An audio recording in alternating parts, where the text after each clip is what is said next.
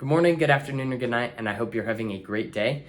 I'd like to talk about letting our trials refine us, as well as resilience. And these are topics that have become very near and dear to my heart over the past couple of years, as I've been working to kind of mentally overcome some emotional challenges that I've been facing.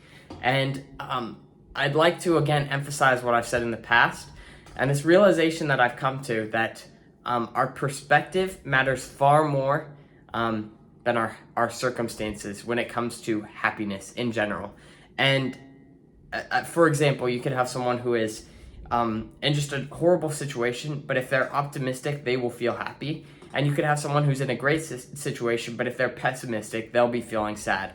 And so I know that's not the most in-depth or, I guess, realistic, but it's I guess, principle that could be applied to our lives. And just having that realization that we can make the best out of a difficult situation and feel happy and feel satisfied and feel fulfilled about that has really just changed my whole perspective on what it means to be happy. And an important aspect of that is letting these trials refine us.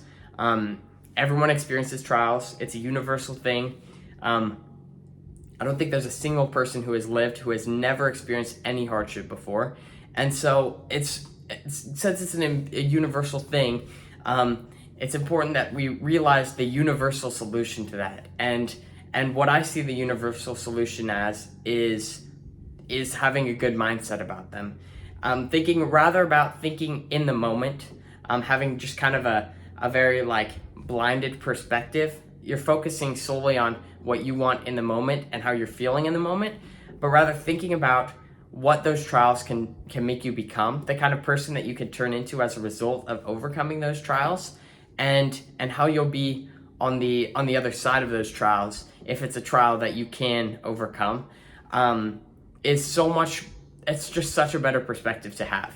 And so I think it's an important differentiation to make, that you don't have to be happy 24/7 to be a happy person, and that if you truly take the time to assess yourself, look for things to be grateful about, you may find that your trials aren't as overwhelming as you thought they were before. I know for me, at least, it's easier to focus on the things going wrong in my life, because it's like the things that are going right, I don't need to change them, they're going right. It's the things that are going wrong that I want to change. And so that's usually my primary focus. But when I focus on only the things that are going wrong, then all of a sudden I have this twisted picture of what my life really is, and I feel a lot more pessimistic when there are good things going on in my life. And so being able to make that differentiation, being able to have a positive outlook, and truly being able to let your trials turn you into the person that you want to become is such a better option or route to take than just being depressed in the moment. So really, if you have the opportunity, talk to someone about your problems. I'm not saying your problems don't matter, they do matter. And they are honestly kind of oppressive sometimes. But if you can talk through them with someone, it helps so much. If you focus on people other than yourself, if you look to serve others, that helps so much. And if you look to the other end of the tunnel where you know that you'll be happy and that you'll be fulfilled, then I promise you will feel so much better than if you just focus on how you are feeling in this moment.